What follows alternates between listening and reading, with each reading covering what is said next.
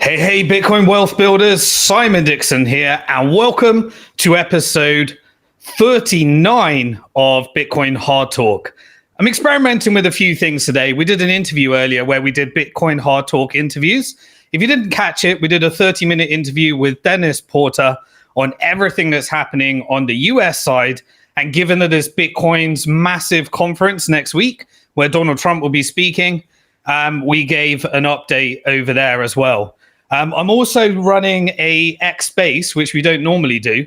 And we're going to experiment. Maybe this will all go wrong. We'll see. But afterwards, if you're on X Spaces by the end of this, I'll allow people, put your hand up and we can take a couple of questions at the end and see how that works. But for now, we're going to be broadcasting on what the attempted assassination attempt last week. Can you believe since we went live last week, time and the amount of information that has happened and what happens in between moves so fast. And so as always, this is Hard Talk about hard money. And my name's Simon Dixon. If you haven't been on the show before, if you're new, welcome. We're having loads of new people. I spent the last 20 years of my life obsessing over the topic of Bitcoin investing and money and what it means for you as an individual when Bitcoin allows you to escape the oppression of central banks, escape the system, and just be more useful to society because you're not ridden by debt in the proof of weapons network, where you become complicit in the process of funding all the wars through fiat currency and central banking. And we break down the flows of money so you can understand them and understand how to break from the system in a world of Bitcoin, AI, and central bank digital currencies. So today we're going to be covering everything about what the assassination attempt of Donald Trump means on Bitcoin and everything that has happened ever since then as well. So yeah, as I said, we're on a range of different platforms right now. If you want to see the visuals, if you want to see me, then there's a video on X as well, or you can just join the audio. And if you go towards it at the end, you can come over to X Space at Simon Dixon Twit, and you'll be able to ask a couple of questions if it works. We shall see. All right, we're experimenting and trying to get better every time. Right. So, as you all know, of course you know, since we went live last week, we have had an attempted assassination of what is clearly the next future president of the United States, given the way the politics has been going. And now, depending on which side of the fence you sit and what types of information you know, this is either a lone ranger, a freak that managed to get on top of a roof and fire a shot that is an absolute miracle that didn't lead to the assassination of future President Trump, and the complete, probably, civil war and outbreak that could have happened as a result of that. If you've been watching any of my content over the years, you'll know that the proof of weapons fiat currency network goes cyclical, and we are at the end of a US debt cycle where historically you get extreme left and right populism that leads to the types of civil wars and revolutions that we see at the end of every debt cycle, where inflation drives people to bringing out the worst in humankind. And then you have external parties that come in and try and set the new world order after a monetary renegotiation, when the system resets itself and ushers in the largest and best period of peace and prosperity if you survive the war on the other side. That is cyclical. It happens time and time again. It happened with the Dutch Empire. It happened with the British Empire. And it seems to be what's happening with the US empire right now. But right after the assassination attempt, if you were watching the price of Bitcoin, we suddenly got a lot of volume, and it was interpreted as bullish in the Bitcoin market. Now, why would that be? Well, it could be a couple of reasons. And firstly, I don't want to decouple the humanitarian side with the financial side. But we have to wear multiple hats whenever we're analyzing the market and following the money. And while I may feel a certain way in the humanitarian side, when I'm discussing the monetary flows, I take that off and I move into the protection and the financial flows and try and get to the bottom of what's happening. And you either believe that this was a Lone Ranger, or if you fed into another narrative, you'll believe that this is Iran. Or if you fed into another narrative, you'll believe that this is Israel. And we're going to explore all different options and all different possibilities, but we're going to follow the money so that you can make the decision that makes the most sense to you. Now, firstly, the price of Bitcoin went up. Why would that happen? Well, firstly, he survived. He got up, he fist pumped, and he said, fight, fight, fight. That was interpreted as, firstly, survival from an assassination, a good thing. We prevented civil war, and we didn't have the death of President Trump. And quite frankly, it felt like a divine intervention. And depending on which side of politics you sit, you'll interpret that slightly differently. And if you are a twisted individual that believes that the assassination is a good thing just because you sit on the left and you decide that this is a moment to create all sorts of memes and stuff, then I guess we got to really understand where your head is at to think that way. But anyway, he survived. And not only did he survive, but it either led to a moment of believing that this is complete chaos.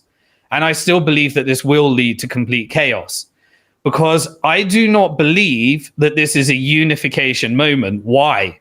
Because we're at the end of a debt cycle. If we were at the beginning of a debt cycle and America didn't have $36 trillion of debt, then not everyone would be so against each other because they've been pushed into the extreme of being shafted by the system, paying 30% interest on credit cards and payday loans, versus the wealthy that are close to the central bank and pay 0% by using crony capitalism to control monetary flows, co-opt politicians, use lobby groups, on the right side of history. Or you may be opted out of the system because you own Bitcoin and it gave you the freedom to own your own money, spend your own money, and also have apolitically, geopolitically neutral money that protects you from inflation and all the oppression of central banks. But either way, whether you believe that this was going to be a unification moment or a chaos moment, I was forecasting immediately when it happened that there is going to be a chaos moment. People are going to go deeper and deeper into their narrative and their map of the world, and it's not really going to change anything. So in chaos, unfortunately, if you listen to Larry Fink this week, he went on TV and said that Bitcoin is a hedge against hope. I disagree with him.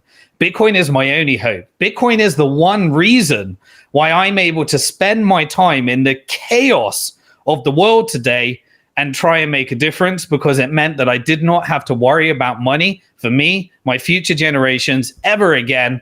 And I can focus on the things that I believe serve humankind in the most and fight oppression in the most. And we may disagree around where I spend my time and what I do. However, it is Bitcoin that enables that. And I want that for as many people as possible. But the other thing is because he survived. And so by survival, people were interpreting that because Bitcoin and Trump have kind of pushed themselves together as a political campaign. Now, we know that governments and politicians are not to be trusted, obviously, follow the money. But the money is now stating that Bitcoin has become a political issue that will determine the future of US politics and what comes next. So Trump got ahead of that. If you've been listening to any of my stuff before. And you know that last week, before the attempted assassination, I was telling everybody that those 200,000 or about 160,000 Bitcoin that are left should not be sold by the US government. They should be transferred from the Department of Justice account with Treasury over to the Seigniorage and the Treasury account in order to have a counterforce against US national debt. If America wants to protect itself from the oppression of the central banks. Remember, the central banks have, ever since 1913, got in the way of the US Constitution and taken America from a capitalist country to a socialist country. And once we move to central bank digital currencies, complete communism and co-op of the system. Now, Trump and his people, the Republican Party, have said that they'll put in bans against CBDCs. but the money is what you need to follow. The US dollar is a Ponzi scheme. And so because he's survived, we believe that there is actually hope that America could reverse its fate by using Bitcoin the same way that we can use it, the way that companies can use it, the way that even central bank digital currencies may want to use it in the future by backing their CBDC by Bitcoin and protecting itself from the Federal Reserve and the IMF and all the atrocities that that inflicts upon the world. And it looks like next week we will see.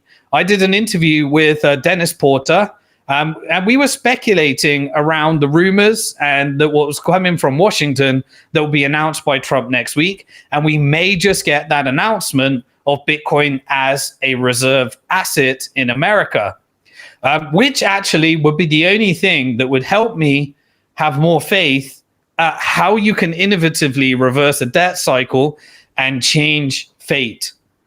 Fiat currencies won't change because they are there in order for the central bank to completely take away and expand the government's control and co-opt the government in the partnership that it has.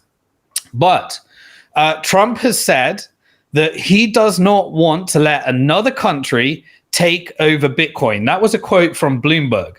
Now, we know that it's good for Bitcoin and no country can co-opt Bitcoin because it is money you can own, money you can spend, money has a fixed supply, and the hash power and mining is decentralized, and it goes to where electricity is the cheapest and the most innovation happens.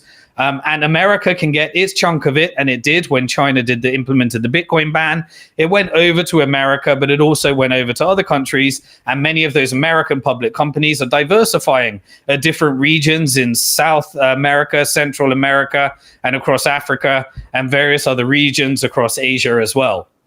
And so as stupid as that sounds, this hits the game theory that we talked about in previous broadcasts. Now I believe that China's going to do the final flip-flop, and he's probably going to come along and unwind the Bitcoin mining ban, because controlling your chunk of the hash power and the final million Bitcoins to be mined is actually a geopolitically very smart move in designing how you are going to survive during an environment where people don't trust their fiat currencies. And when people don't trust each other's fiat currencies, tends to be when you enter into wartime economics, and you even have stock markets closing down, and you have martial law and various other things where all of the resources of the economy go towards war. And obviously NATO, the central banks, and the military industrial complex love that because they get to be the beneficiaries of that. But we get to be killed, and if we survive, we get a good time afterwards. A pretty raw deal, but it is the way that we have designed our system when you follow the money. But last week, just before announcing basically before the attempted assassination, Donald Trump announced that he is going to be speaking at Bitcoin 2024. Now, I spoke at Bitcoin 2011 in Europe. I spoke at Bitcoin 2013, which was held in London. I spoke at Bitcoin 2014, that was held in Amsterdam. I did Bitcoin 2015, 2016. And then when I started to broadcast more on YouTube, I traveled a lot of different areas, and the annual conference stopped. But it got back in its flow when in Bitcoin 2019, which I was invited to speak at, but I didn't speak at. And that led to where Bukele announced Bitcoin as legal tender. And ever since then, it's got bigger and bigger and bigger. But he announced that he's going to be speaking at Bitcoin 2024.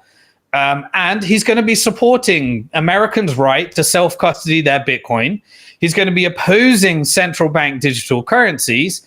And he also said on his social network that he is going to be using Bitcoin. And he was meeting with all the Bitcoin miners, all the big, large Bitcoin miners, understanding that this is an important innovation now that America is energy independent, which was one of the key policies of the Trump administration. And we all know where that went when there was the escalation of NATO, the invasion of Ukraine by Russia, and then the collusion of OPEC in order to collude on oil prices. Biden tried to sit down with Saudi Arabia. Saudi Arabia decided to collude on oil prices with Russia instead. and that creates the financial crisis. That led to the breaking of the banking system, as the Fed said the interest rates are transitory, or inflation is transitory, and then they didn't adjust interest rates, and then they adjusted them all in one go.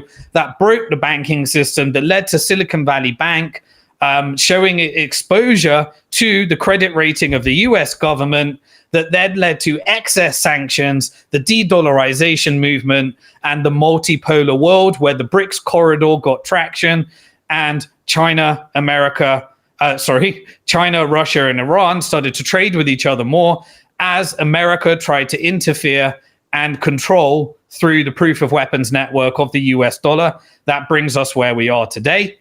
And more and more people protected themselves by buying Bitcoin, which is the resistance movement against the atrocities of central banking. At the same time, Forbes reported that Trump is going to be using Bitcoin as a reserve asset. And maybe that's just puffery for those of you that were involved in the Mashinsky case with Celsius. Covered more of that last week. That's his defense, where he said, you shouldn't believe anything that I said because it's the puffery defense. And it was so obviously a lie that nobody should listen to it. But obviously, politicians engage in all sorts of puffery all the time. But let's take it at its word. Let's not put our hopes in it, because Bitcoin works without it anyway. But let's play the game and see if we can walk through what happens when this happens. Well, it turns out that then leads to an assassination attempt. Now, if you're particularly conspiratorial on your thought, let's look through previous presidents that have actually stood against central banking in history. I put out a tweet on that. We all know Andrew Jackson, which was the first US president that was publicly assassinated, 1835. What is Andrew Jackson famous for? Well, he was famous for his fights against central banking. He believed, remember, it was only 10 years after Adam Smith published The Wealth of Nations, and the Bank of England even put Adam Smith on UK notes, on the UK £20 note. And 10 years later, after the resistance movement from America and Independence Day against the British occupation, it decided that it was going to write its US Constitution. So 10 years after that. And remember, it said that as part of our Constitution, our government have to provide a money supply for our people, and it needs to be sound and backed by hard assets. It deviated from that, and several central banks tried to occupy and take away those constitutional rights. And Andrew Jackson was the first one to really fight, and it led to his assassination. And what is his famous quote? I killed the bank, and by bank he means central bank. Who else fought against the oppression of central banks? Well, Abraham Lincoln also did it. He did that in 1865. Now, I'm not saying that it is singular policies, but remember what central banks were created for. They were created to allow governments to become bigger and create Ponzi scheme to obfuscate what they were doing with that money, because when you actually raise finance for war, most people don't want to fight it unless it's a legitimate war of defense. But they like to engage in wars of attack. And so ever since that Independence Day, we've had 400 different military operations from the US dollar proof of weapons network funded by the Federal Reserve, ever since William Patterson in 1694 discovered that the Bank of England could create this obfuscation of money that leads to usury and debt system taking over, creating inflation and wealth inequality. And of course, rather than giving the seigniorage income, which is the profits from creating money, to the government so that they can reduce the amount of tax you need to pay, and you can have transparent money where if inflation is created, as I covered in my book in 2011, Bank to the Future, Protect Your Future Before Governments Go Bust, I explained that when you have transparent money, you can blame the government for the inflation. You can control it through a gold standard, how big it gets. But the central banks took away the gold standard and replaced the profits from creating money going to government to reduce taxes with taking all of those profits, creating a Ponzi scheme where it has to roll over further, and replacing it with income tax so that you need to pay for the profits that were given to the banks and central banks. And so Abraham Lincoln decided that he wanted to transparently raise some finance for the Civil War. And in the Civil War between the North America and South America, which obviously has connection to the transatlantic slave trade, which was a relationship between Britain and America as a result of hyperinflation, the currency in various regions in Africa, and all of those types of things, that came to a loggerhead. There was a resistance movement. Today we would call it terrorism, but there was a resistance movement against the oppression. And Abraham Lincoln decided to sidestep the central bank and printed the greenback in order to fund the Civil War. He wrote into law the National Banking Act, which was establishing a system of national banks and a uniform national currency that was against the central banks. And Abraham Lincoln got assassinated and was never to see again. He also issued those greenbacks, as we said, which was a form of paper currency, and that was to finance the war without relying upon the central banks. He was vehemently opposed to central banking. This is when governments understood that actually the worst participants to control the system are the central banks. Today, we accept it as self-evident, and we call people like myself that have dedicated the last 20 years and left investment banking to warn people against these trends and that it was going to destroy our financial systems and the implications of that. They call us conspiracy theories. Why? Because Operation Mockingbird was an actual operation to make sure that people don't ask questions. Look it up on Wikipedia. Who else was assassinated? James Garfield, 1881. Garfield held very strong views on the need for sound money and was a supporter of the gold standard in order to oppress the amount of money the governments could create to fund wars. But obviously his presidency was cut short as well. And he didn't even get to have the impact on monetary policy that he wanted. Now, I know you can look at different things, but follow the money and it helps you get to a better part of the story. Who else was assassinated? What about William? Let me see. William McKinley, 1901. McKinley was a proponent of the gold standard as well. He was believing in the economic stability and the instability just before all of those bankers got together on Jekyll Island and designed the Federal Reserve System with the European bankers that had figured out how to fund much of its wars and create the Ponzi scheme that allows you to co-opt the government and get excessive debt in order to skim off your usurious interest rates as well. But he was a vehement opposition to central banking. What about John F. Kennedy, 1963? Well, JFK, he issued Executive Order 11110, and that was authorizing the issuance of a silver certificate.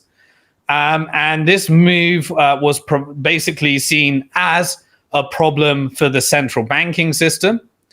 And this was a challenge to the Federal Reserve as well. Now, it wasn't later until 71 that America decided, or the Nixon shock happened, where it removed the gold standard altogether.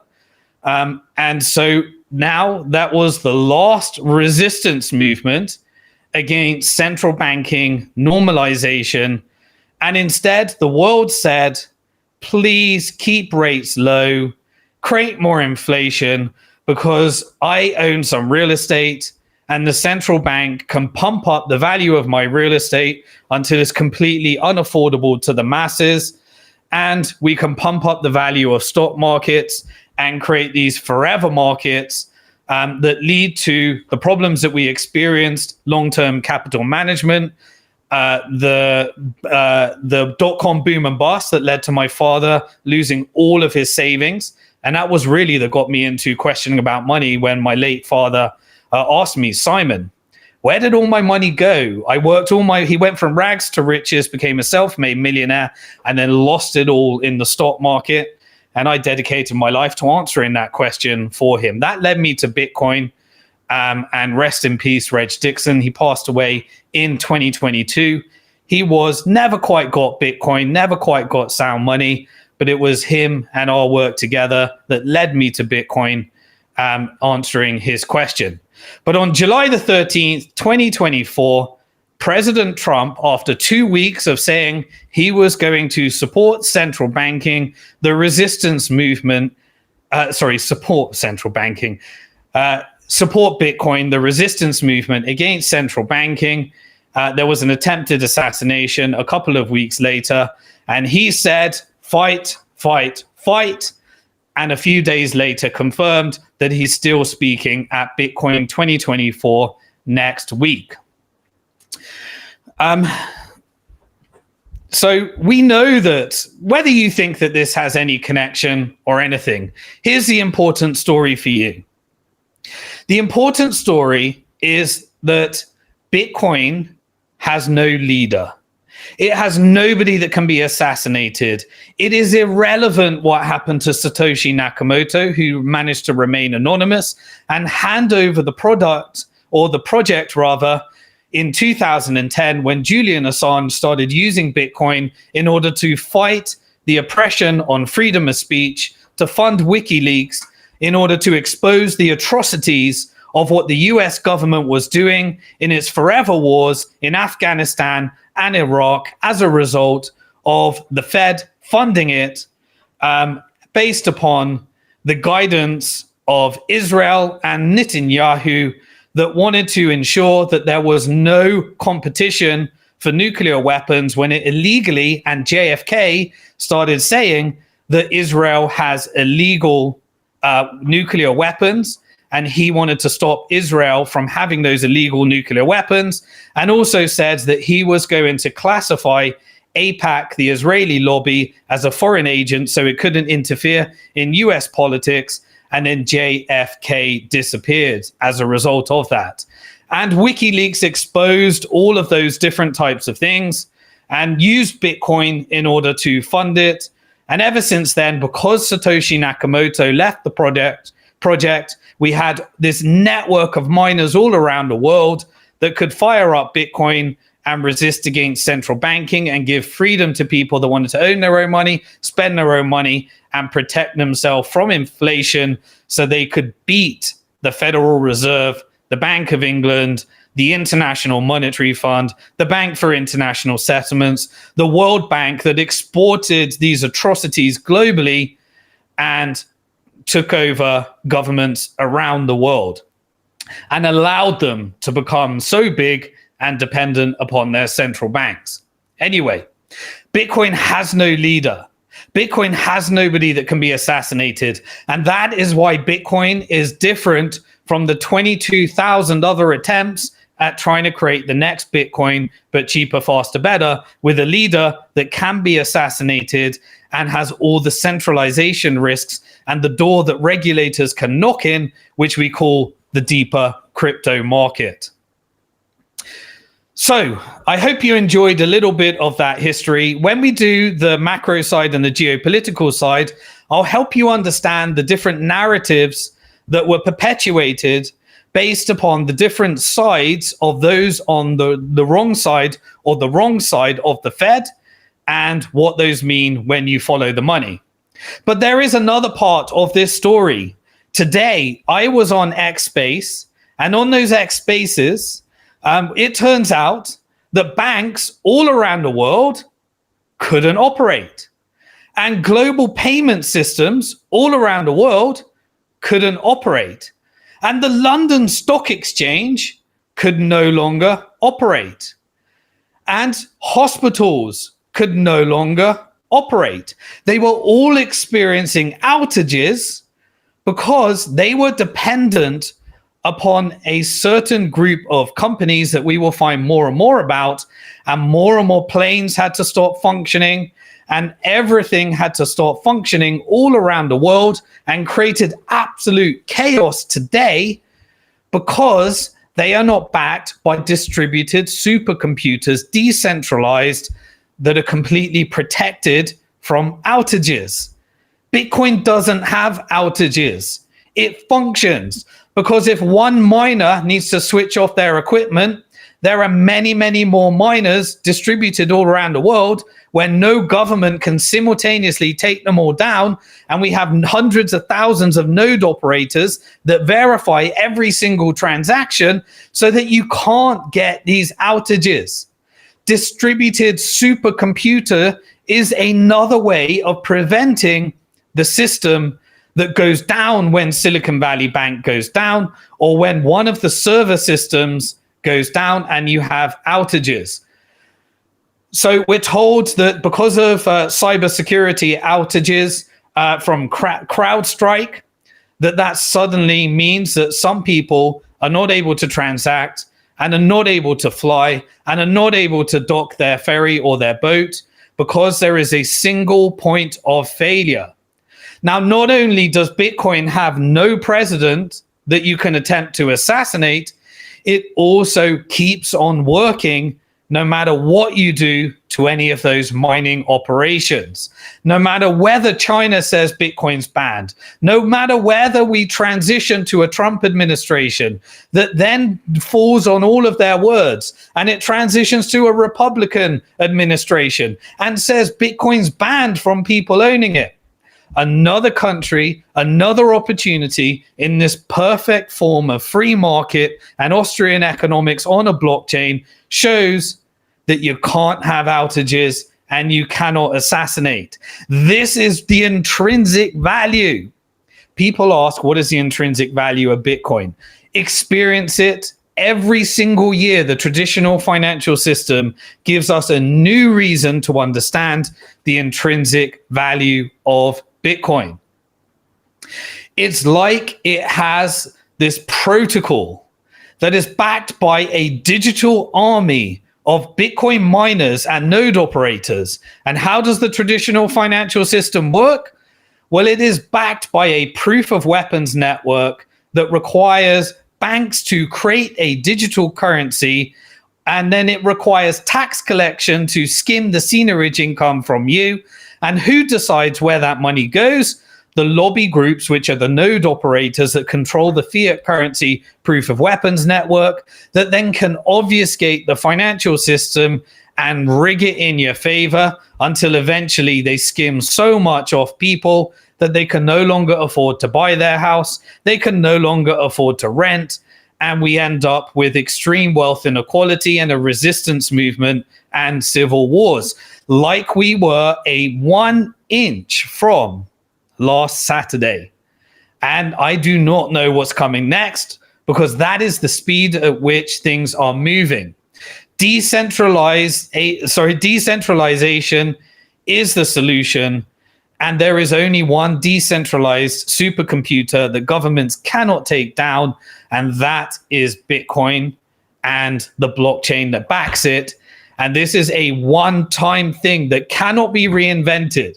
You can't suddenly think of it like MySpace and Facebook comes along. It's more like the infrastructure of the internet. And no matter what, if you come up with a better internet, the set of circumstances that led to its creation in its immaculate conception, that personally I believe was a divine intervention that created Bitcoin in order to demonstrate to the world how you can fight against this, was given to us, and we can all use it whether you believe that or not. So now let's look at how governments are reacting to this news. Well, if you joined me last week, you will know that the government were on the final trade. There was only 6,400 Bitcoins left of its 50,000 Bitcoin. On that day, it sold all of their Bitcoin, marking the bottom of the market on Friday.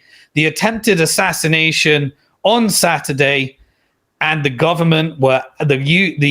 German government were out of Bitcoin, which marked its turnaround and its movement upwards. We will forever remind Bitcoin, remind the German government what the value of those Bitcoins were. And we knew about it because it was on a blockchain. We could see it, and we were able to hold the German government accountable to its people, where it had to make an announcement that due to risk management, we cannot take excessive risks. And so it decided to risk all of its economy on the European Central Bank. Well done, Germany. Germany now is 100% dependent upon its occupation of the European Central Bank. It gave away its sovereignty and its freedom, and it sold its 50,000 Bitcoin publicly, name and shame, and said we cannot take excessive risk. The riskiest thing you can do is store your value in a currency that your central bank or the ECB can print into an oblivion. The risk management of the bureaucratic governments, and we know why. Because their politicians are owned by the money printed by the central banks, and those central banks are owned by, some people call it the deep state, but we know the forces that benefit from all of it, and we can follow the money and expose them together in real time. Now, what was really interesting is immediately after they sold their Bitcoin, suddenly people started sending Bitcoin to the German government, and they inscribed messages. Remember, the first Bitcoin was mined where there was a message in there that connected it to the UK Times paper, where there was a front page paper that said banks on the brink of financial disaster, because it was created as a resistance movement against the money printing that was happening when BlackRock was engaged in order to decide which banks to die and which ones to succeed. And taxpayers had to pay all that money. And on the same page, there was exposing the atrocities of Israel invading Gaza. Look at the Times newspaper at the time. And there was an encrypted message in that. And in the government, there was an encrypted message as people were sending it to the German government that said HFSP, German government. For those of you that are not familiar with the lingo, it is something used by Bitcoiners, and it is those that believe and save in the central bank fiat currencies. It means have fun staying poor. Because saving in fiat currencies and listening to those that want you to stay in that system and be a good person and take on some of that debt so that you can allow banks to create digital currencies every time you take on a mortgage and you engage in the process of that, then you are rewarded by HFSP. Have fun, stay in poor. And I really do care about people that want to fight against this resistance movement and change the economics of it. That is why if you join me on simondixon.com, I'm going to be releasing a completely free, I do it every 4 years, video series on how to protect yourself during the Great Depression of the 2020s. In 2009, I uploaded a video to YouTube. In 2011, I uploaded from a talk I gave in 2009, where I was forecasting the Great Depression of the 2020s. I then did an investment. I invested about $1 million live online to show people how I'd protect myself from what I was forecasting over the next 4 years. And now I'm actually going to go back into that portfolio and show you how it turned in to over $10 million at the same time as many of the events that I forecasted actually happening. And I'm going to be doing that and updating that, and we'll be releasing that later this year. If you go to simondixon.com and become a free member of the Bitcoin Hard Talk membership portal, I'll share you details later this year, towards the end of this year, how you can join us and learn how to escape the velocity of a world of Bitcoin, artificial intelligence taking your job, and central bank digital currencies taking away your freedoms. There was an article by Bloomberg. The Bloomberg funded media propaganda owned by the deep state to perpetuate their version of reality, gave some advice to the UK government. Just as the Bank of England, when El Salvador made Bitcoin legal tender, said that they are concerned about the El Salvador people because President Bukele decided to protect himself from the International Monetary Fund and the Bank of England. Well, now Bloomberg is concerned about the UK government and said that the UK should sell its $5 billion of Bitcoin that it holds, that it confiscated. And Bloomberg says, make sure you follow the success of the German government and sell it now. Will the US do the same? Will the UK do the same? Will those at the end of a debt cycle protect themselves from the Bank of England and the Federal Reserve? We shall see. But of course, the Japanese public company, they are now looking to protect themselves following the Michael Saylor MicroStrategy strategy, where Metaplanet, they started to accumulate another 200 million yen worth of Bitcoin and put it on their public company balance sheet. But we also know that the yen is protected by the relationship between the Federal Reserve and the Bank of Japan that was put together in the post-war environment to pump one of the largest Ponzi schemes that led to massive wealth confiscation through the stock markets and real estate markets when they lost approximately 80% of its value and have only just recovered. But the companies on the stock market can resist against that and play the Bitcoin play. We also saw that Mt. Gox transferred and distributed about 50,000 of its Bitcoin and Bitcoin Cash over to Kraken. Full disclosure, I'm a shareholder in Kraken. We did a funding round very early on when it was only worth about $20 million. It's now worth $20 billion, is looking to do its IPO. And Bank to the Future investors all invested through Bank to the Future into the shares of Kraken. But Kraken distributed 50,000 of those Bitcoin, and we got to see that and those real-time distributions. And the government was also, the German government was using Bitstamp, Kraken, and Coinbase, all companies that were originally funded in their earlier funding rounds through Bank to the Future, and we got to benefit from the growth of those exchanges. So we shall see what happens to those Bitcoins, and we're not seeing the excessive selling pressure, and we shall continue to track it because we can. What else did we see? Well, Grayscale came out and gave the Ethereum community a massive gift. You know that I separate my savings buckets and my investment buckets, and I use ways like Ethereum staking to generate income to earn more Bitcoin. But we now saw that Grayscale, which was the first to get approved as an ETF, that led to the wave of change of policy with the SEC, it came out and said that the ETH ETF is going to have, rather than a 0.25% fee, a 2.5% fee. So it looks like we are getting another gift from Grayscale, where everyone's going to have to sell their ETH Bitcoin Grayscale, their ETH Grayscale ETF that's charging 2.5% into something cheaper that gets 0.25%. And we will expect probably another decoupling over the next few months.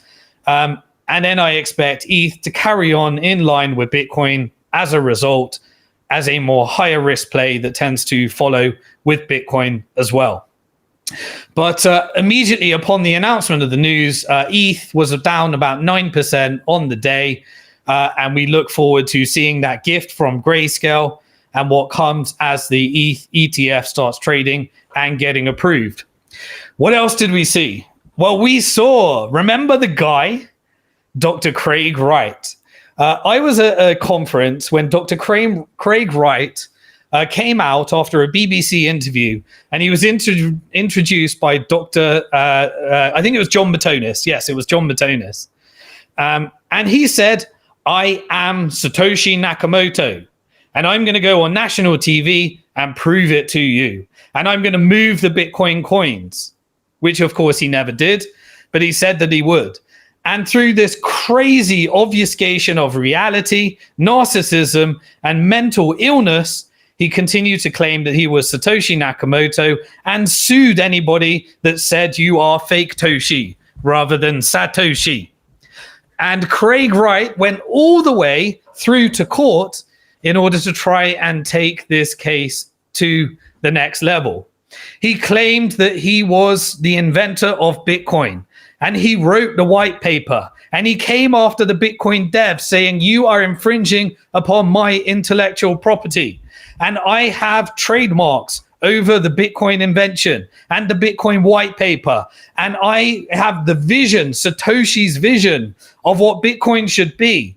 And if you look at a video that I posted on X and back it's about 6 years ago, it was a scam to try and say that Bitcoin Cash is, of course, the real Bitcoin. And he was calling it Bitcoin, and I got up on stage and asked him a bunch of questions that he was trying to obfuscate the truth from. You can see it on my X space, on my X feed. And 6 years ago, he admitted for the first time that when he says Bitcoin, he means Bitcoin Cash. And he wanted to make everyone believe that Bitcoin Cash was the real Bitcoin and scam everybody into selling their Bitcoin, and even implemented no, I don't want to go too geeky, but no relay protection so that people could even get caught losing their Bitcoin when sending their Bitcoin, and all sorts of crazy stuff that happened during the block size wars. Because Craig Wright wanted to make it less decentralized and increase the block size, and of course he wanted to control it. Of course it was a scam, and he got scammed by the Bitcoin Cash community as well, that said you can no longer be part of this community. And he said to the Bitcoin Cash community, oh no, Bitcoin Cash is not the real Bitcoin. Bitcoin Satoshi's vision is the real Bitcoin. And then he went out and tried to find some suckers that would invest all of their money and became one solo miner. The guys at CoinGeek, what's his name? Can't even remember his name. The billionaire crazy guy put all of his money into mining Bitcoin Satoshi's vision and just became this one miner versus, trying to say that this is the real Bitcoin. And the reason it's cheap is because it's totally centralized and it might as well be PayPal. But he claimed, Craig Wright said that he would kill Bitcoin and he would move the Satoshi coins and he would reorg the chain and everyone would come over to Bitcoin SV and Bitcoin Satoshi's vision would finally be realized. He wanted to try and take over Bitcoin, and then he decided that he was going to prove that he owned the wallet addresses because he couldn't move the Satoshi coins, because in my opinion, the Satoshi private keys have disappeared. I don't think they can be accessed anymore. But even if they do, it's 1 million Bitcoin that can hit the market, and it creates an opportunity for you to buy more Bitcoin, just like it did when the German government decided that it wanted to sell is 50,000. And what he did is he said, I'm going to take all those Bitcoin wallet addresses and I want to claim that it's held in a trust. And he forged all these different documents. And the court decided to rule against him, and he needed to change his website, saying that he lied and all the things that he got caught on. And he even started to sue all the Bitcoin developers and sue influencers and Bitcoin podcasters for calling him fake Toshi.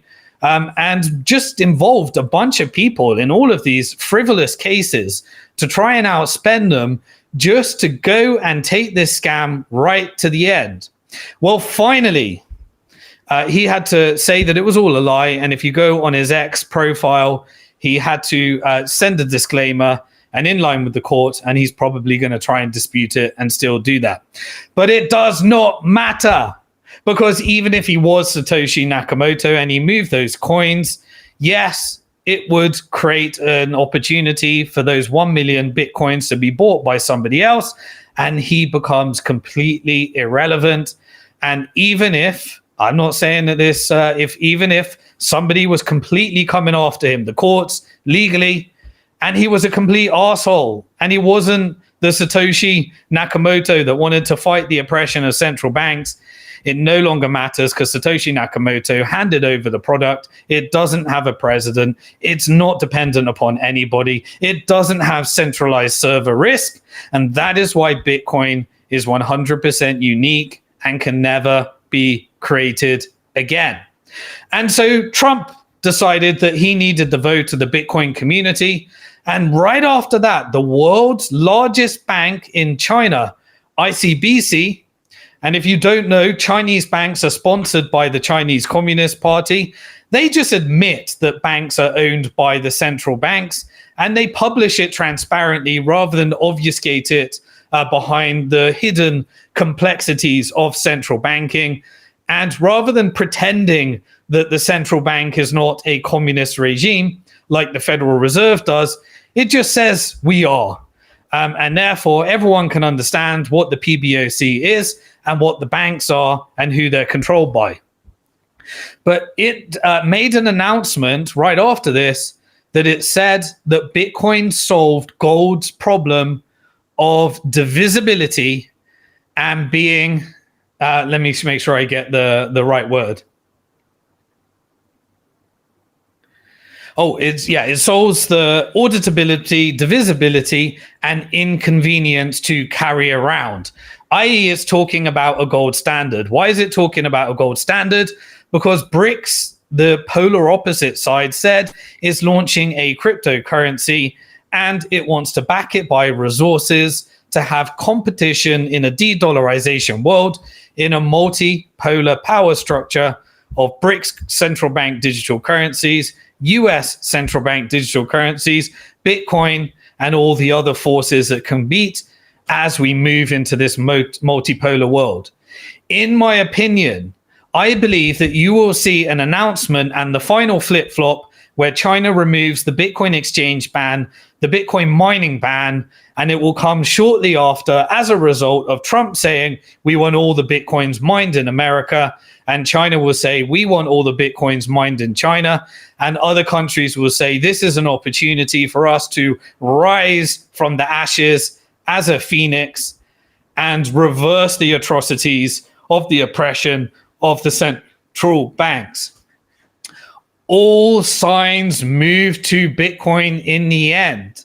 It just depends when you're going to get on board, because this is the complete antithesis of what China did in 2021 that led to the crash, that gave people the opportunity to buy Bitcoin at $3,000 and redistributed the mining power that created a new industry in America, competition with Russia, Iran, and various other jurisdictions, the innovation in Central America, where even countries like El Salvador said, let's create volcano bonds based upon the work that we did in Iceland at Bank to the Future in 2014, when we launched the first sovereign Bitcoin bond backed by Bitcoin mining in Iceland using volcano-powered and geothermal cooling.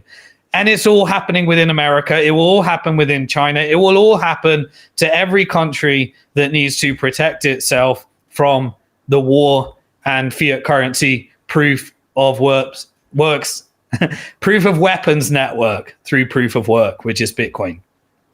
So I think it will be the last flip-flop, and we'll see. I think there's going to be an aggressive war for Bitcoin mining and to mine the final 1 million Bitcoins and to transition to the fee market so that Bitcoin can have its so that Bitcoin can make sure that it has its security model forever. And it's why we resisted and transitioned and made sure that we kept the block small so that all the innovation can happen and we can keep it decentralized. Okay, so what happened on the macro side? We cannot decouple right now Bitcoin's immediate short-term impact. It has zero impact in the end from politics at the moment. So do me a favor, if you're enjoying this content, we're going to go through macro and geopolitics. I'm just going to take a quick sip of water to make sure that my voice doesn't go. If you're enjoying this content, do me a favor, like, subscribe, share, retweet, repost, put in the comments, help the YouTube algorithms find this content. We want to help as many people make sure that they're prepared for what comes next. So take a little moment to do that for me right now, and I'm going to take a quick sip of water, and I'll be right back with the macro and geopolitical side. Okay, so we had a bit of turbulence in the stock market on the macro side. So what was that triggered by? Well, obviously the central bank is doing all it can, and Jerome Powell is giving all the signals. It's saying the market is begging it to lower rates, and it's saying inflation isn't really under control yet, and most people can't afford their mortgages. The world's begging it to put down rates so that it can pump the market again. Obviously, Trump will lobby when he becomes president in order to make sure, if he survives any more attempted assassination attempts, to keep those interest rates down and pump the Ponzi scheme again. But there was an announcement in the Republican convention. It was very painful to watch, but I watched a lot of US politics at the same time as doing work. I'm always playing things in the background, so I'm learning at the same time as doing. Got a company to run, but also I got to stay on top of all these trends so I can provide content for you. You are welcome. You may disagree with my politics and stuff, but at least it's looking at alternative perspective, alternative narratives, purely based upon following the money to avoid the propaganda. But the RNC conference, it made certain announcements. Certain politicians said, we need to go it alone. So for those of you that haven't watched my video on Taiwan and China reunification and the importance of Taiwan chips to the world right now in both artificial intelligence, Bitcoin mining, defense, computers, everything. The chips in Taiwan are the most important commodity that exists today alongside the other resources as well. But they said America needs to go at it alone. That is a problem for Taiwan. Taiwan wants to produce all the chips for both China, America, Europe, and the rest of the world because it believes it has a silicon shield. The silicon shield is its defense strategy that allows it to be the best at providing these chips that no one else can do. It invests more in this highly specialized field. And so when America started to rage the export wars, and the trade wars with China in the Trump administration.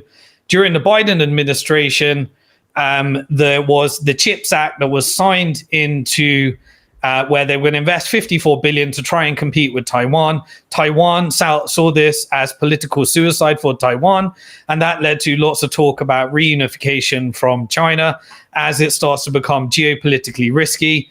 And this just triggered off a de-escalation in the types of the Chimerica relationship that we have seen, and a lot more aggression that we saw as a result of that. That will hopefully calm down because status quo is the best, with resistance movement and freedom from Bitcoin as we move into multipolar and more competition, so we don't have one central bank controlling everything, so that we can hold them account and get better fiat currencies, better governments that are smaller, and everything that comes, and all the good stuff that comes from Austrian economics and hard money. And so anyway, the RNC, some politician, I can't remember their name, and I didn't jot it down at the time, but it said that it should be protecting US from reunification. That led to a crash in the stock market. That triggered off an adjustment because America needs to push its own semiconductor business, which is right, by the way. But Taiwan will always invest double the amount, have the head start. So when America said we'll invest $54 billion, Taiwan said we'll invest over $100 billion, and we need to remain, for our national security, ahead of that curve with the silicon shield to protect us from anything else happening. NASDAQ had a real correction, and after that, remember, there was an estimated study that said if China does reunify and that creates any kind of interruption in the flow of chips from Taiwan, that could create about $2.2 billion in economic destruction, worse than the global financial crisis of 2008. So this was then followed by the news that we had today, that we had the IT outage, and that led to a further correction in the stock market that will then lead to lots of different announcements that inflation is under control so that they can lobby the Fed in order to put the interest rates down.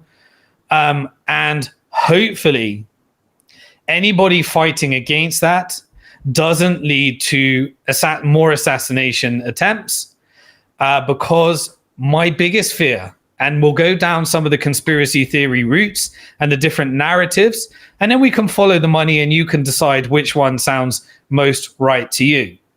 But it is a fact, I believe, that if you want to trigger the event that I've been warning people, when you have the central bank that creates this extreme left and right polarization, if you want to trigger that event, you need an assassination type of event. And I believe that that was the trigger, because the powers that be are deciding what the new world order and the next power structure looks like, and the next monetary renegotiation. And so they were deciding that America needs to go into civil war. And then that civil war can be followed by external war, by pushing different narratives between, we know, the fake wars that we all need to be worried about, the boogie monsters that then become real wars as they are perpetuated through media to make us feel a different way. So as I said, always after war, there is a monetary renegotiation. The system resets itself. It's historically always happened upon sound money. And then when you have sound money, you have the greatest era of peace and prosperity that follows. And if you don't get killed in that war, then you get to see that when the new world order is formed. And hopefully it's multipolar. And probably it will be the shortest world order, because we know that AI is probably going to be able to govern better by that stage if we keep investing in the computers and artificial intelligence. And now the Bitcoin mining industry is also hosting artificial intelligence data centers for computers, and it needs significantly more investment and more electricity and more innovation from Bitcoin mining in order to drive those costs down cheaper. Which is this beautiful market that is evolving, but that eventually leads to more and more intelligent artificial intelligence, as it were, quantum computers, and AI that takes away our jobs, and everybody having to hedge against those jobs, and probably central bank digital currencies that says these central bankers are useless. They're causing all of this war, all of this corruption. We're going to do it better than those humans. And what currency will artificial intelligence choose when it creates its own? Most likely the best form of digital hard sound money that you can't change, which will be Bitcoin. I don't know what happens in that world, but we've got it all to come in the decades ahead. And fortunately, as long as we can maintain our freedom of speech and we don't subject ourselves to the atrocities that we're being fed with the social media to make us all hate each other, as long as we can keep speaking on X Spaces, then we get to go through these different trends together. I do believe, however, that when Trump gets elected, if he's not assassinated and there is not meant to be a civil war, and if he can get through that, he has several stances which are very confrontational, some that are very peaceful, and some that bow down to the powers that be. And I've got a couple of theories of what may happen, but I do believe he will push the military-industrial complex further. He will push the wealth inequality further, because he will always favor the stock market to reduce interest rates that will cause more inflation and more money printing. And because that will happen whoever is in charge. It doesn't matter who's in charge when you have the current structure. The reason for that is because it's the lobby groups that control the politicians, as we all know. The next administration will likely pump the scheme one more time, create an amazing market in terms of GDP, stock markets, push down rates, but it's going to leave an incredibly destructive hot potato for whoever's in next. And if you look back at my old videos, I always said, when I was covering like the real early ones, if you look back at some of my emergency broadcasts, I always had a theory that Trump was going to be implanted in order to be the fall guy for the fall of the US empire and some drastic action, or he's going to be the one that manages to actually expose the system for what it actually is. And there is a tiny, tiny percentage of me that believes that maybe, just maybe, he will drain the real swamp. Not the swamp that we're told at the Republican National Conference or whatever it's called that we must believe in. Not the one that Fox News and CNN says we should believe in, but the real swamp, which is what we will cover as we go through. Well, the European Central Bank, of course, it decided to leave interest rates flat, so it's not getting ready to reduce those. That happened this week, and it's claiming inflation is falling, but we all know the scam in that. I covered it all the time. The scam in inflation is that it's not the current inflation rate that matters. They're going to scam you into thinking we can have it at 3% instead of 2%. But remember, this is 3% on prices that no one can afford, because it was 10% and it was 8% and it was 7%. And it's compounded interest on a rate when most people, unless they got on the right side of assets prior to this, or they get into Bitcoin to completely flip the system, if it carries on as it has in the past, then even if it gets to 3%, it's compounded upon an unaffordable rate of assets that's going to drive more wealth inequality anyway, even if they trick you into thinking they can get it down 2%. And so at the same time, on the macro side, I covered this earlier, BRICS announced that they're going to be using cryptocurrency for their payment system, whatever that means. We know that the alternative cryptocurrencies are strange. They don't have the same type of properties that Bitcoin is and Bitcoin uses, but we shall see what that actually means eventually. And the chairman of the Federation of the Russian Council said that they're going to be using cryptocurrency for the BRICS cryptocurrency. Let's see what happens. Trump said, we covered this earlier as well, Jamie Dimon, that he's going to be considering, how's that drain the swamp? Like Jamie Dimon, the CEO with JP Morgan. What else did we have? Let's look at some of more geopolitical side rather than macro. Well, Trump announced his vice president. We got J.D. Vance. He's now the new vice president for the Trump Vance administration. Sorry if I get all these names wrong. Just learning about all these people in real time as well. But what did we see? What were the types of narratives and rhetorics that we were seeing? Well, there was some where, I'm sorry, there were some presentations that were so obvious that all of their political campaign financing had come from AIPAC and the Israeli lobby, and they were pushing their Netanyahu first narrative. And the Israeli first narrative was completely superseded from the American first narrative by some of these people. And we know that an Israeli first narrative has got nothing to do with Jewish people. My mother is Jewish, half my family is Jewish. I believe that Israel Zionism is a complete anti-Judaism movement. It hijacked the Jewish faith in order to achieve very immoral goals. And we get in this conflation of what Judaism means and what Zionism means and all sorts of stuff. But anyway, we could see the pro-Israel lobby in real force. So we know that the next government is controlled by the Israeli lobby, just as this one was as well. And we can see that with a very, very anti-Iran narrative. Now, I have no enjoyment for any government. And I've covered these different things in different videos. And last week we covered the different types of things. But immediately after the attempted assassination, we were given a few narratives to believe in. Firstly, the good things that came out of the Republican conference. Anti-NATO, that is a good thing.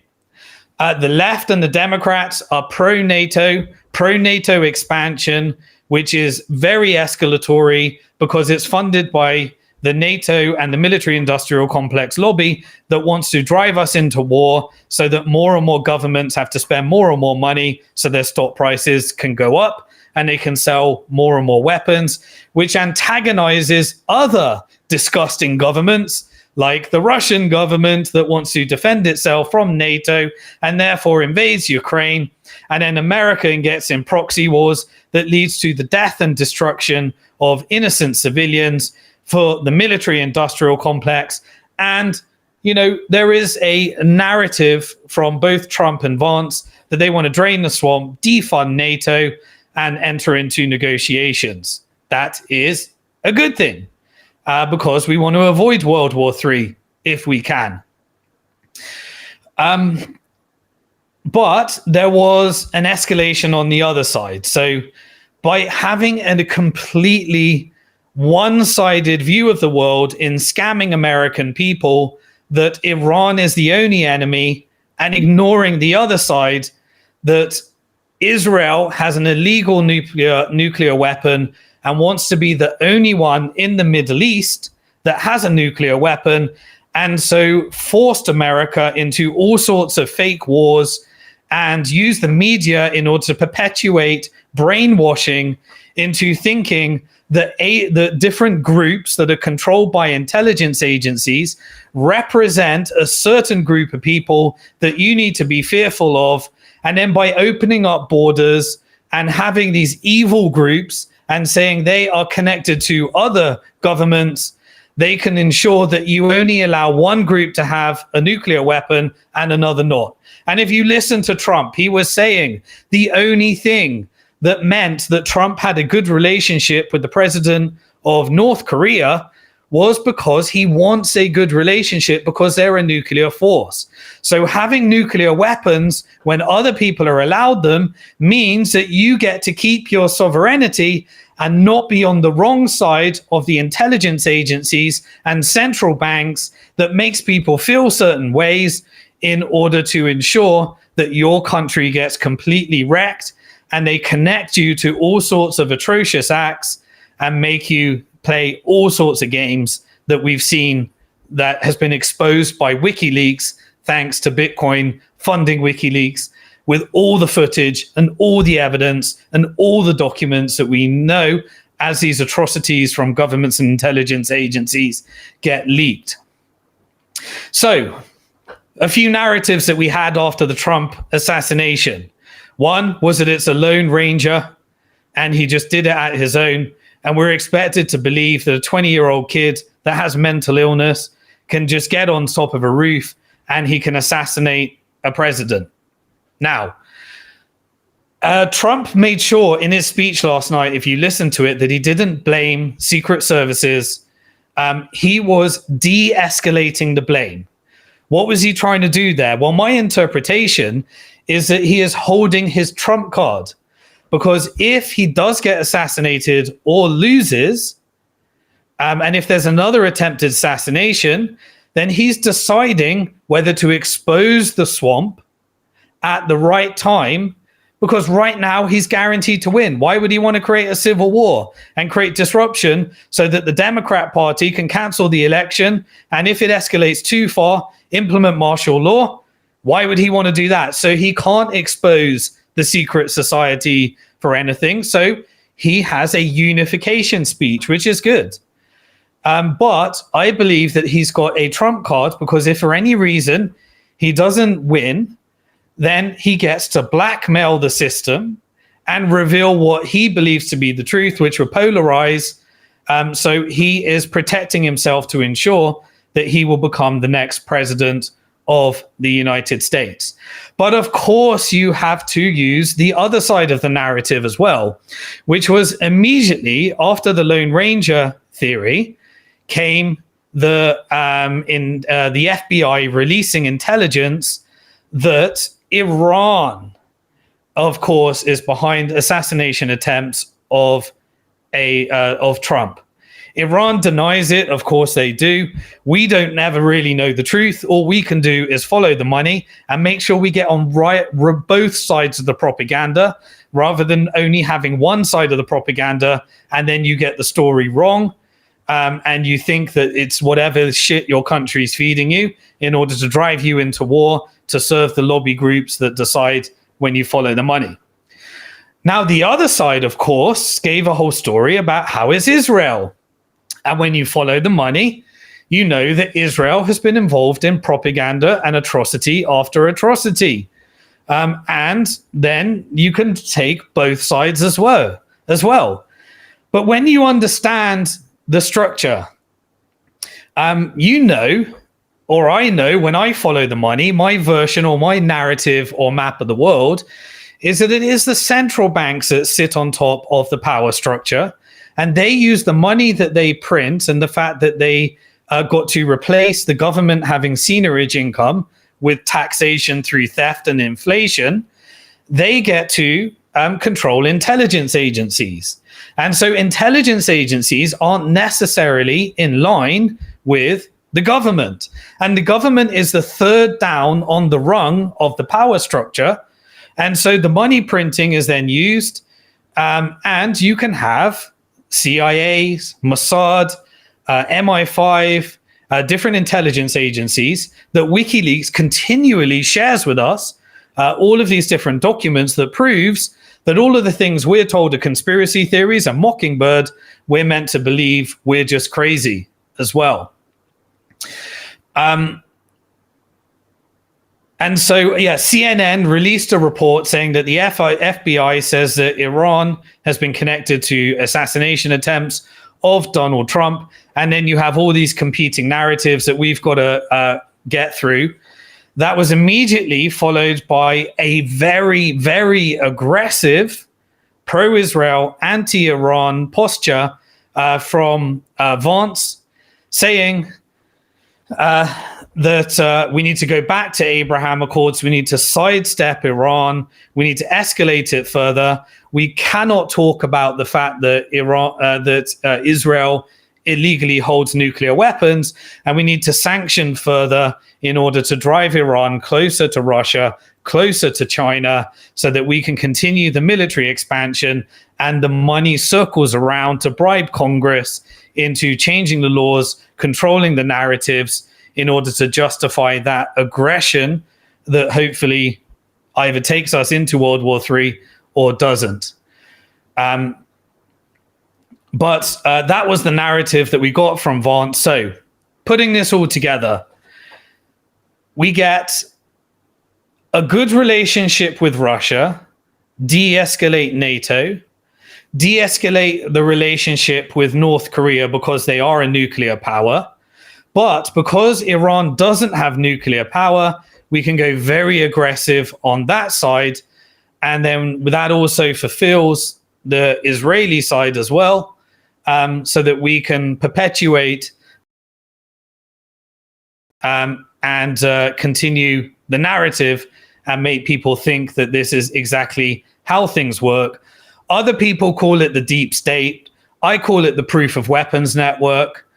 But here's my tiny, tiny little theory at the end of this that may or may not happen. And I think it's a really, really tiny theory. But indulge in me, because it probably won't happen. But what if Trump always promised that he would reveal the complete, uncensored 9/11 files in his last election, and the complete, uncensored JFK assassination files.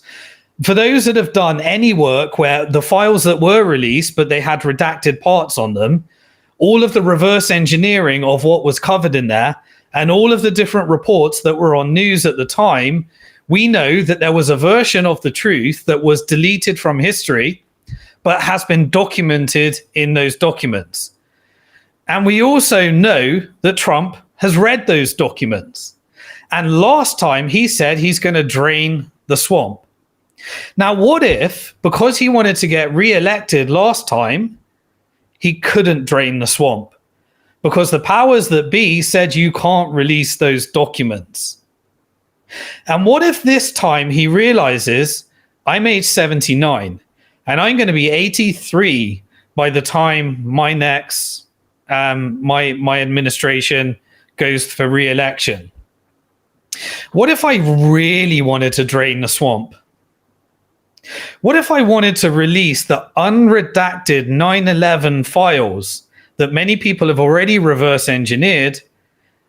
And what if he wants to release the JFK files that many people have reverse engineered already? Well, for anyone that's done that research, And anyone that's gone down those routes, they know that this does not look good for so-called allies of America. And I am talking about Saudi Arabia and Israel. And it does reveal things that were covered on national TV at the time that were taken away from national TV. And all those names that anyone that's actually looked through those documents, the official documents from the FBI that were redacted, knows that it doesn't fit the full narrative of what we were told. And so maybe, just maybe, that Trump says this is my last election. And I want to side with the Bitcoin community. And the Bitcoin community can use WikiLeaks because now Julian Assange is free. And it can really drain the swamp. And he actually believes in freedom of speech and America and truth to the people. And maybe, just maybe, because he doesn't need to be reelected, he doesn't care about the money that he just took, the hundreds of millions that he just took from the powers that be, that means that he needs to fulfill the terms and conditions that came with that lobby financing. And what if Trump just said, this is my swan song. This is it. And it decided that it wanted to release that and we could have the truth. And then finally, once and for all, because we can all speak together on social media, and artificial intelligence deconstructs all these documents, just like the Twitter files were released, just like the Epstein files were released, that gave us a completely different story of the narrative that we have been fed. And finally, once and for all, we can decide what the truth may actually be, because we are going through a de-propaganda. And we've got all these governments and all these agendas that are fed one side of propaganda, depending on which side you're listening to. But maybe he will drain the swamp. And maybe that's the very reason why there was an attempted assassination on him and why there may be another one. Because supporting Bitcoin and supporting draining the swamp may actually be the very same thing that makes people realize they have been lied to for a very, very long time. But the only thing that can help us is the truth. And I believe we've got the truth to look forward to. I think it's a very, very small chance. But maybe, just maybe, that's what we got to look forward to. So next week, on the 20th of July, Netanyahu, the war criminal, that the ICJ in the next 2 weeks is going to be putting an arrest warrant for, that the powers that be in the United Nations through the Security Council, when the whole world has said he's a war criminal, and the Security Council, one country, vetoed against it and said, we will change all of our politics to protect that war criminal, because now he is being classified in the exact same category of the leaders. I don't want to ruin my algorithm of hummus. You know what I'm talking about. Because now the leader of the United Nations said that, and all of the genocide cases are being investigated, and more countries are joining that, and more countries saying the key to peace is to have a Palestinian state. On the 20th of July, Netanyahu will come to US Congress and he will tell his overlords how they need to act and what the narrative is. And all Congress members will be waving flags and bowing down to King Netanyahu and obfuscating the truth from the American people, because that is exactly what we shall see on the 20th of July, as Netanyahu tries to take us to World War III, to ensure that he doesn't go to prison, to ensure he protects his career, and he perpetuates exactly what he wanted to perpetuate the world in the 1980s onwards, that led to forever wars and built the Israeli military-industrial complex and ensured that the American military-industrial complex got to obfuscate these forever wars and create less peace in the Middle East. America today is already energy independent. That was a policy that Trump got it to, and that was brilliant work, because that is the very type of thing that can lead to America if it gets its demography right. And this is the irony of the whole thing. I completely agree with many of the narratives around illegal immigration. But remember, legal immigration is actually the key to beating the demography, because in World War II, after World War II, during the prosperous times, everybody had babies, and those babies are about to retire. And we have an aging population and a Ponzi scheme where our young people, when AI takes our job, cannot, because of the proof of weapons network, is not generating enough to pay for our pensioners. And the only way to get that is to create a country where legal immigration allows you to reverse the trend. And because of the narratives of Netanyahu, by scamming people, like, for example, in the UK, there were, really aggressive riots and violence in Leeds from a Romanian cause because of what happened with a Romanian family. And then they said that that was the brown people, and then tried to connect it to Palestinians when it was a Romanian aggressive movement and a Romanian cause against Social Security taking away some children.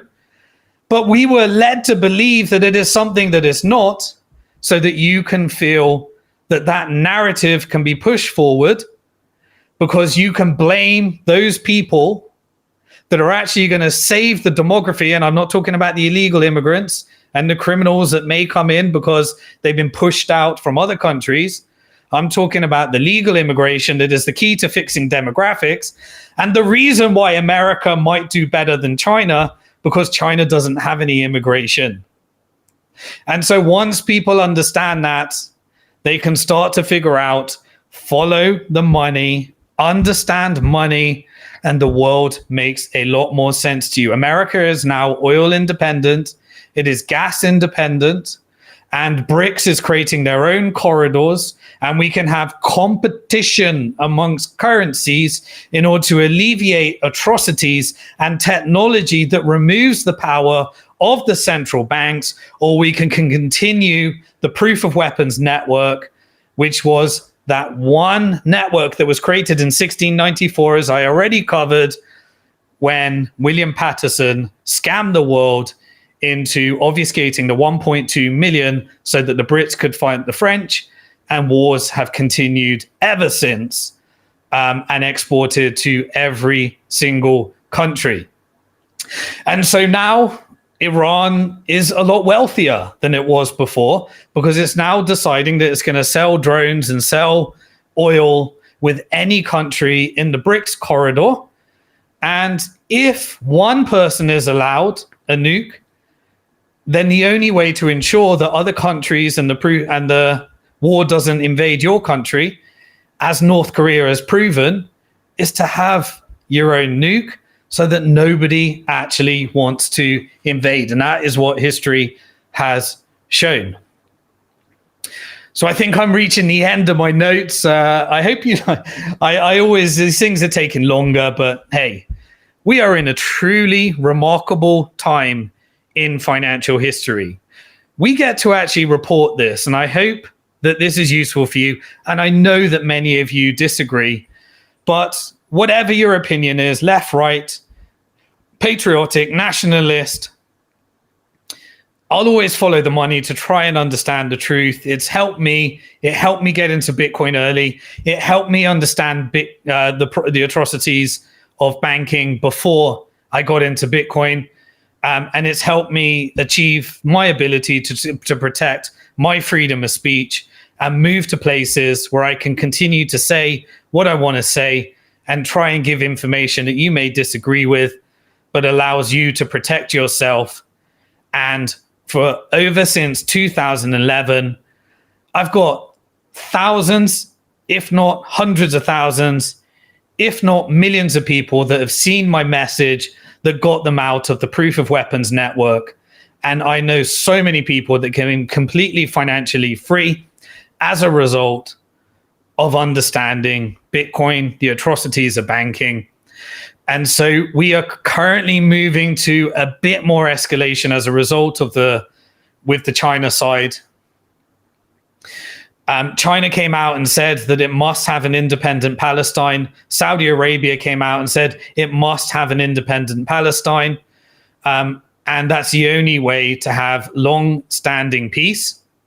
And what did we get voting in Israel today? Well, firstly, China said that it started sanctioning some of the US defense companies over providing weapons to Taiwan. They had the NATO summit this week as well. The NATO summit secretary, who was saying that Iran, China, Russia, and North Korea, they are becoming more unified against the Western every day. They're encouraging everyone to spend more and more money with their companies. The Turkish president, he came out, Erdogan, and said that it won't support any cooperation between Israel and NATO. Israel government in this week, today, voted 68 politicians, 68 voted that they will never and never, ever, ever allow a Palestinian state to exist.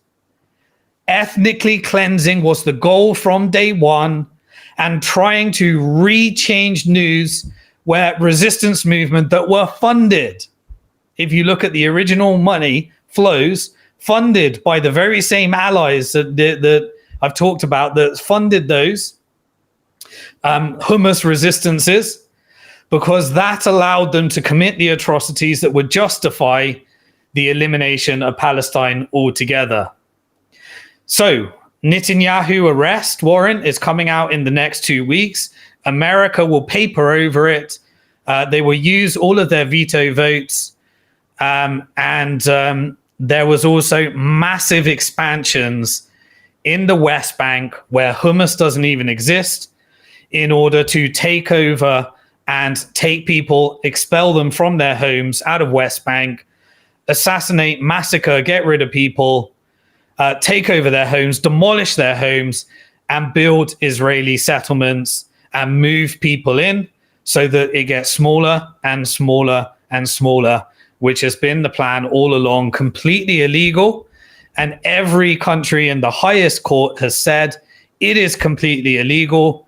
And the ICJ this week demanded of Israel that it ends its settlement expansions once and for all, and it releases that the 700,000 occupied in Israel that are built on top of illegal territory has to retreat and go back to Israel, and Palestine has to have an estate. All right, well, I think I've done. I've gone way over time. There was one more bit of news. There was lots of escalation between Hezbollah in Lebanon. They had some of their senior officials assassinated. That led to a reaction. And finally, there was today or yesterday, can't quite remember, one of those bombs made it to Tel Aviv. And things are getting worse and worse and worse every day, and it's getting closer and closer to a place that we don't want to do. What did they do? Israel restricted the water supply to Palestine again, so they cannot protect themselves from the famine, and we had this mass escalation as well. Always follow the money. Always remember, you are alive at one of the most interesting and exciting times, but destructive times in financial history.